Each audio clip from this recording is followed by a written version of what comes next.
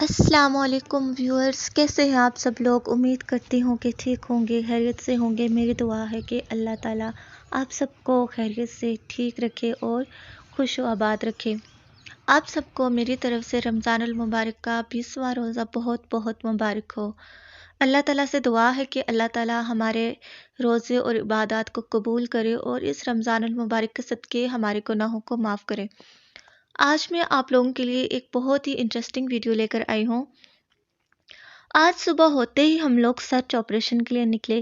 किस चीज़ का search operation था ये तो आप लोग थंबनेल देखकर अंदाज़ा लगा ही चुके होंगे। अगर नहीं देखा तो कोई बात नहीं, मैं आपको बताती हूँ।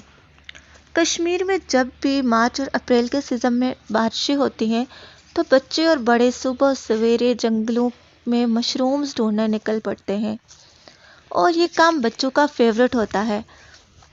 पहले ज़माने में जब हम लोग छोटे होते थे तब हम लोग का फेवरेट तो बहुत होता था, लेकिन अब चूँकि मोबाइल फ़ोन्स और दीगर एक्टिविटीज़ होती हैं बच्चों की, इसलिए इतना इंटरेस्ट नहीं शो करते।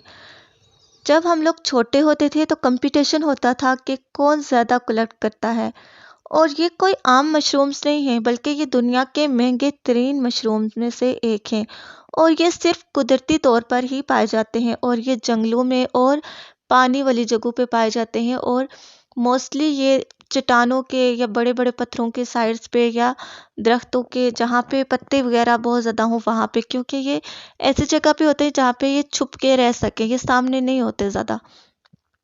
इनको कल्टीवेट भी नहीं किया जा सकता और ये बहुत ही रेयर होते हैं। जब हम छोटे होते थे तो ये कहा जाता था कि जिनकी किस्मत अच्छी होती है ये सिर्फ उन्हीं को मिलते हैं, और ये एक मिथ थी। और उसके अलावा एक ये भी कहा जाता था कि अगर ये नज़र आ जाए तो इनको देख के इनके पास बातें नहीं करना, वरना ये इनके ये ज़मीन के अंदर वापस चले जाते हैं। खैर, हमारा सर्च ऑपरेशन जारी है और यहाँ पे हमारा सर्च ऑपरेशन कंप्लीट हुआ और फाइनली हमें 2 मशरूम्स नज़र आ ही गए। तकरीबन हम लोगों को आधा घंटा ढूंढने के बाद ही जाकर ये 2 मिले हैं, और वो भी बड़ी मुश्किल से। और अब मैं आपको इनके बारे में बताती हूँ। इनको उर्दू में गूची कहा जाता है और इंग्लिश में इनका नाम मोरेल्स है। मोर्चिला फैमिली एक फंजाई फैमिली है, वहाँ से ये बिलोंग करते हैं। उसके अलावा हमारी ज़ुबान में अगर पहाड़ी ज़ुबान की बात करें तो इसको कोगूथा कहा जाता है। और ये इतनी मुश्किल से मिलते हैं, ढूंढ ढूंढ के आपको चोटें भी आ सकती हैं, खराशें भी आ सकती हैं झाड़ियों से।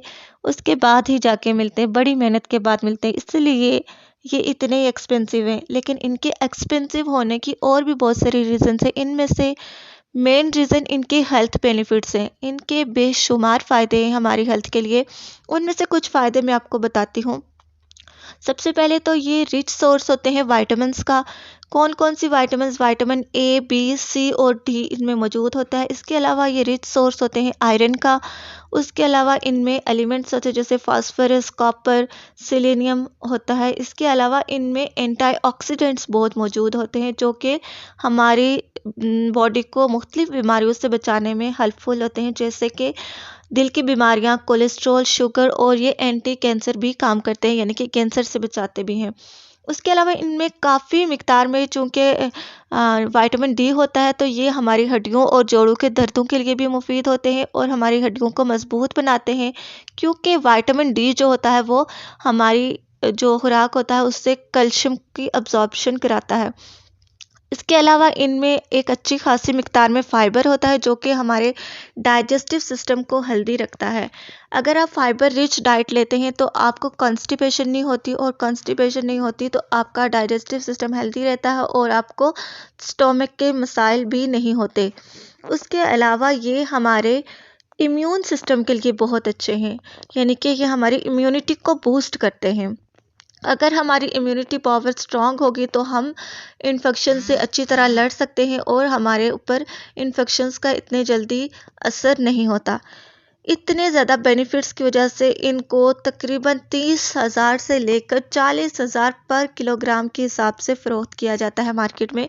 पाकिस्तानी मार्केट की बात करें, इंडिया में भी इनकी प्राइस डिफरेंट है, जो वेरी कर सकती है, जो मुझे नहीं पता कि कितनी है। इसके अलावा इनके और भी बहुत सारे बेनिफिट्स होंगे हिडन, जो मैं अभी इस वीडियो में नहीं आपको बता सकती। एक इम्पॉर्टेंट बात जो मैं आपको मशरूम से रिलेटेड बताना चाहूँ कि हर मशरूम जो होता है वो एडिबल नहीं होता, और कुछ मशरूम्स ऐसे होते हैं जो कि पॉइजनस होते हैं, यानी कि जिनको आप खाएंगे तो फ़ौरन से आपकी डेथ हो सकती है। तो अगर आपको आइडेंटिफिकेशन नहीं है मशरूम्स की, अगर आपको नहीं पता कि कौन से एडिबल है, तो इनको हरगिज़ ना तोड़ें और इनको ना यूज़ करें। और अगर क्योंकि आपको नहीं पता होगा कि कौन से ज़हरीले हैं और किसको खाने से आपकी सेहत ख़राब हो सकती है। लेकिन अगर आप आइडेंटिफाई कर सकते हैं इसको, जैसे कि मैंने आपको बताया है, तो इसको ज़रूर यूटिलाइज़ करें। और ये सिर्फ मैंने आपको बताया, ये सिर्फ कश्मीर में होते हैं और हिमालय के कुछ रीजन्स में पाए जाते हैं। इसके अलावा बाकी भी कुछ इलाकों में पाए जाते हैं, लेकिन ये हर जगह मौजूद नहीं होते। तो इतने सारे इनके हेल्थ बेनिफिट्स हैं। उम्मीद करती हूँ कि मेरी ये वीडियो आपको पसंद आई होगी। अगर मेरी वीडियो आपको पसंद आई हो तो मेरे चैनल को सब्सक्राइब करें, मेरी वीडियो को लाइक, शेयर और कमेंट करें, ताकि आइंदा ऐसी ही इंटरेस्टिंग वीडियोस और इन्फॉर्मेटिव वीडियोस आपको मिलती रहें।